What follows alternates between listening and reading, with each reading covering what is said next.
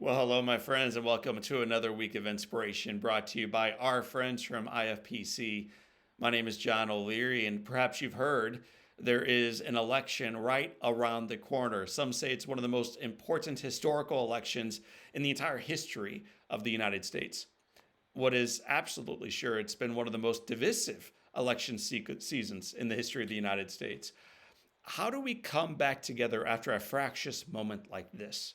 It's one of the questions we all should be asking ourselves even before the outcome is announced. How do we come back together, find a new foundation, and build forward together? Well, as a little boy, I think I learned something that would help us do exactly that, not only during this season, but in every season to come. You see, as a child, I was burned on 100% of my body, spent 5 months in hospital and years of therapy afterwards. After eventually making it home and eventually returning to school, I was sent off for a weekend burn camp. It's an opportunity for a little guy like myself to connect with others who've been through an experience like the one I went through.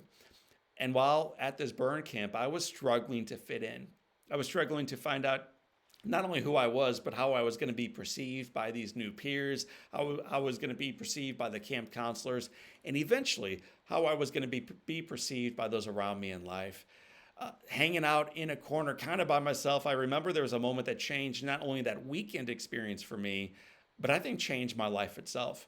There was a big counselor there. His name was Charlie. He was a firefighter. He walks over to me. He sits down next to me and he says, "John, do you see all these kids here? Do you see all these counselors here? Do you see all these nurses here? Out of everybody in the entire camp, John, I think I'm most excited that you are here."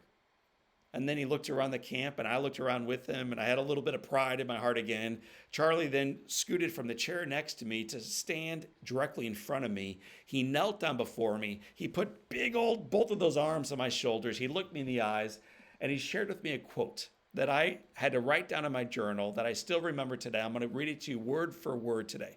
This is what Charlie said to me. He said, "John, when you are here, when you're with us, we are one. We're one. It's not in spite of our differences, but it's because of them.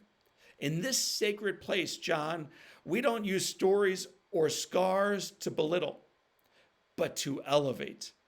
We accept our differences. In fact, we embrace them. We belong here, all of us, and no one more so than you." My friends, for me as a child trying to figure out who I was and how I was going to fit in with hands that looked different, with scars that ravaged my body for the rest of my days, including day one at burn camp, hearing this idea of not using stories or scars or differences to belittle, but to elevate, not to separate, but to unify, was a turning point in my life. And I think as we come into and then eventually out of this election, we need that reminder ourselves, regardless of which candidate wins, that here, this is a sacred place. It's a place where we belong, and perhaps no one more so than you, or that person to your left, or that person to your right.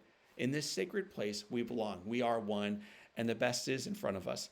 You see, one of the great secrets in life is this: it's not a political candidate ultimately that makes a country great.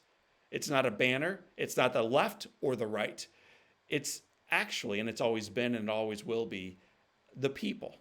It's the people that make a place great. The people that make the country great. And so, in the midst of this divisive season, regardless of which candidate may win, which candidate may lose tomorrow, be reminded indeed that the foundation is firm. And in this sacred place, we belong. We belong, and perhaps no one more so than you. My friends, this is your day. Please recognize that the best is yet to come, and you belong here.